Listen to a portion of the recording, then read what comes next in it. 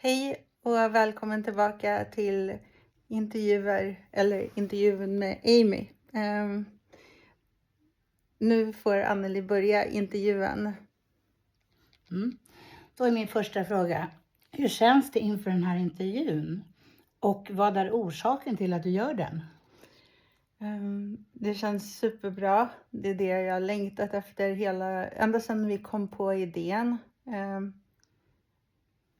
Först, så här är det. Det började med att jag fick resa till USA och träffa min släkt där. Och när man träffar människor som är uppe i 90-årsåldern som lever ett gott och lyckligt liv som mina morföräldrar och de gör, då kände jag så här: wow, då måste jag ha så mycket att berätta för oss, liksom, ifall att de skulle gå bort. Vad är det för någonting de vill att vi ska bära med oss ifrån dem? Vad tycker de är viktigt? Och vilken moral har de och vilka värderingar ska liksom lyftas fram? Och det började med att jag frågade en man som heter Uncle Joe. Han är 96 och han har varit lyckligt gift i 75 år. Om hans liksom förhållningssätt till allting. Och när vi fick så roliga svar som ingen förväntade sig, då ledde det till att jag började intervjua alla familjemedlemmar i USA. Väldigt hastigt de sista dagarna och spontant, ofixat. Men jag fick ställa sådana här frågor ifall att det var någon annan som skulle kanske vara med om en bilolycka eller en tragedi. Liksom, hur vill vi att vi ska komma ihåg varandra? Hur vill man själv att man blir ihågkommen? Och vad tänker man och vad är viktigt? Och det ledde till att jag ställde de här frågorna och gjorde de här korta videorna. Och tanken var då att jag skulle intervjua mig själv. Men så kom jag på att det är 100 gånger bättre ifall att Anneli kan få intervjua mig. Så. Du har ju fått ett väldigt svårt besked. Vill du berätta om det och hela förloppet?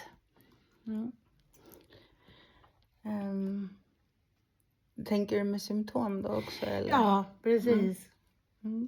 Jag har då fått bukspottkörtelcancer som det heter. Och en spridd sådan. Den är spridd så att jag har tumörer på tjocktarmen. Den viker min tjocktarm.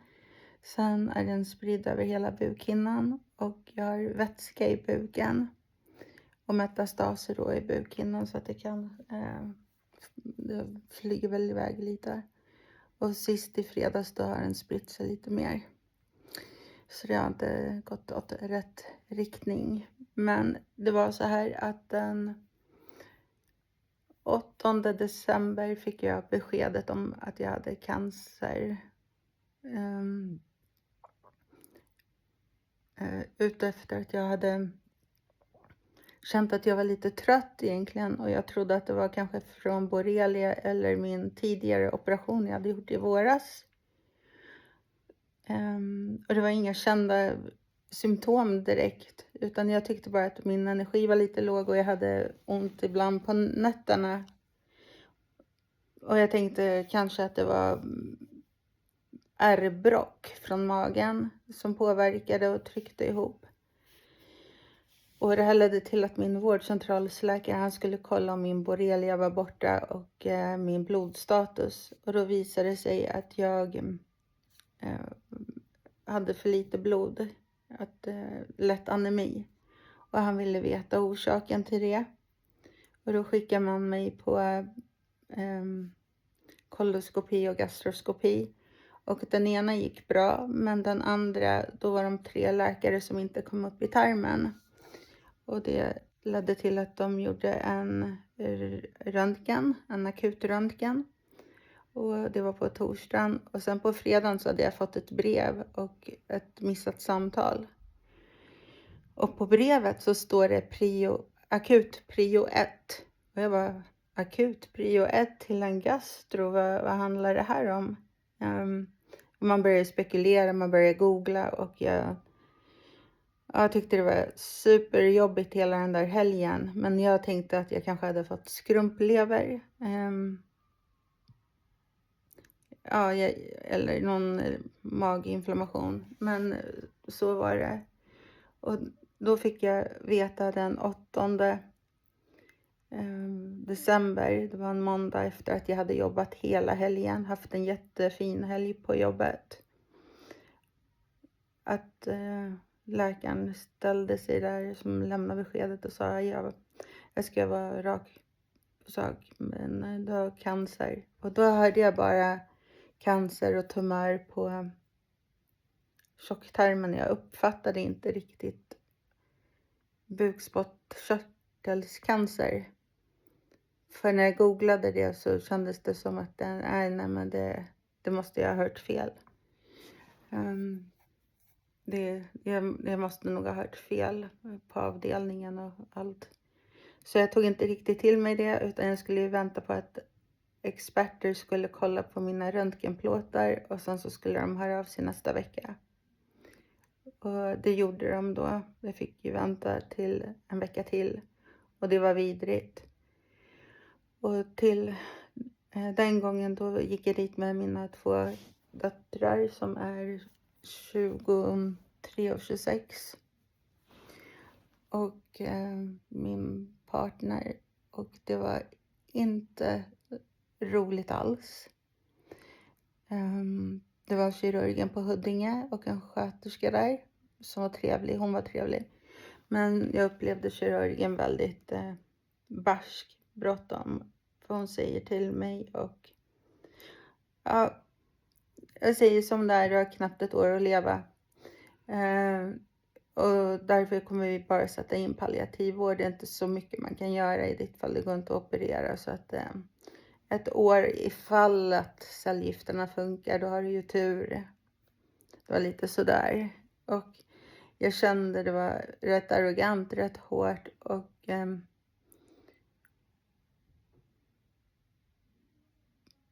rätt jobbigt att höra.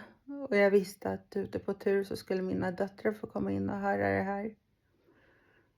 Jag tänkte, hoppas hon liksom har någonting bättre att säga.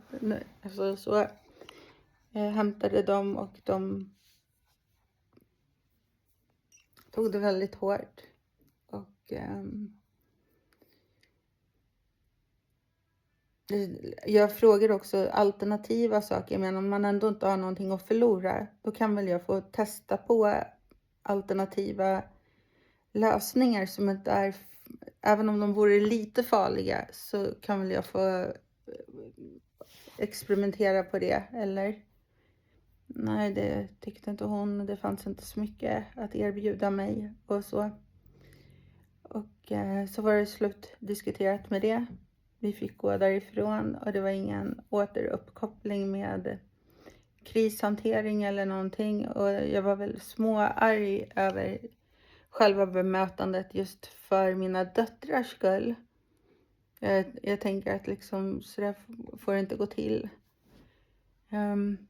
Men allt det här skakade om min familj och ledde till att min familj i USA gick ihop sig och beställde en resa till USA så att vi skulle kunna få vara tillsammans en tid. För de hade inte heller att jag kunde göra biopsi på en gång eftersom jag ville vara i Solna. Och de skickade remiss till Solna utan att veta om att jag inte kommer få göra den där. Så att det gick åt väldigt mycket tid. Hade de vetat det från början, då hade jag gjort den på Huddinge innan USA. Men nu fick jag istället vänta på att de skulle få ett nej från Solna. Hitta tid i Huddinge och det var jul och nyår. Och då skulle det ändå inte bli förrän tidigast mitten av januari. Och det var då jag var tillbaka för att göra den. Och då hade jag glömt att man inte fick ta trio. Och jag hade tagit en trio. Och då fick jag vänta en vecka till. Och när jag skulle göra biopsin nu förra veckan så gick det inte så bra. För jag kan inte ligga på rygg. Och jag kan inte ligga på mage. Och det hade de inte haft med i sin planering. Så att det gick inte att göra biopsi på mig i vaket tillstånd. Och då var man tvungen att hitta en ny lösning och söva mig. Och det gjorde de rätt fort ändå. Så att på torsdagen där vart jag inlagd. Och på fredagen utförde man biopsi. Och nu väntar jag på fortsättningen. Svarade jag på Ja, frågan? jättebra. Du valde att vara öppen på en gång från allra första början och gå ut med det här på Facebook och på Folkungakyrkans. Vad har det inneburit för dig att vara så öppet om det du går igenom? Vad har du fått för respons? Det är också lite lustigt. Jag hade tänkt lämna Facebook på min 50-årsdag i november. Jag tyckte det var så mycket politiskt och sådana saker, så att jag hade gått ur en del grupper och jag kände att jag hade tänkt tacka och kliva åt sidan. Men eftersom jag då har fått palliativ vård som det heter och inte ens den har kommit igång, då började jag söka efter alternativa lösningar och privatläkare och mediciner som inte ingår i högkostnadskort. Och det klarar inte jag på min budget helt enkelt. Det var så det var. Därför så valde jag att berätta om det här också då på Facebook. För att jag behövde be om hjälp för att ha råd med den här medicinen som många förespråkare ska kunna göra skillnad. Och jag hoppas att den gör skillnad. Det var därför. Och responsen för övrigt var någonting jag aldrig hade förväntat mig. Det är så otroligt starkt vad jag fått vara med om av alla. Alltså, det är gamla vänner som jag inte har hört med på superlänge. Människor random som jag bara träffat på. Till främlingar och såklart min familj. Men det är så mycket kärlek jag har fått. Och jag har fått så mycket böner ifrån människor. Och på det sättet så kan jag säga att de flesta människorna runt omkring mig har just nu i januari varit supersjuka. Hemma med förkylningar och vinterkräksjuka. Peppa peppa, ta i trä, jag har inte varit sjuk.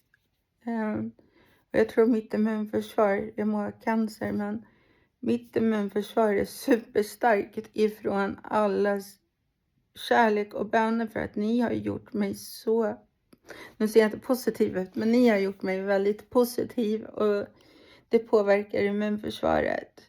Och den sortens kärlekstankar och vackra ord, alltså jag har sagt att jag vill göra någonting utav alla fina kommentarer. Och det kommer jag göra för att det är så fint vad ni har bemödat er att skriva till mig, tänkt om mig, hört av er till mig om och gester. En del kom ut med liksom lite extra vitaminer. Jag fick en hel del swish så att jag faktiskt klarade av att betala det här första skedet. Sen så har jag fått ut från Folksam det här basbeloppet man får. Så att nu köper jag det själv och klarar lite. Men det är klart jag kanske kommer behöva be om hjälp en gång till längre fram. Men jag har hittills klarat mig och jag är så tacksam. Alltså, och jag kan säga mina barn var inte intresserade av att vara på Facebook alls. Eller min mamma och sådär. Men just nu så var jag berättat till hela min familj om hur fina alla ni är. Och hur ni behandlar mig. jag kan ligga hemma och gråta, alltså gråta av lycka för den värme jag känner från er och hur mycket kärlek jag sa till Anneli då. Om det inte är cancern som tar knäcken på mig, då har jag drunknat i kärlek. Det är så mycket fina ord. Det är bara att titta. Mm. Du är ju troende. Vad har det betytt för dig i den här processen? Och vad tror du hade varit skillnaden om du inte hade haft en tro? Och sen vill jag fråga, hur ser du Gud i allt det här? Oj, vet du vad? Vi ska få dela upp den här intervjun i 1 och 2 delar tyvärr, för att batteriet på den här telefonen är nere på väldigt lågt, så jag kommer inte hinna svara. Så vi ska pausa här och så lägger vi upp intervju nummer 3. Liksom det blir video 1, 2, 3 liksom. Så att vi börjar så här och så kommer vi tillbaka när batteriet är fullt och så fortsätter vi med det här. Låter det bra? Mm. Tack Anneli för att du hjälper mig med det här. Ja, tack för att jag får hjälpa dig med det här. Visst är hon gullig? Ja, toppen. Tack för att ni är med. Mm.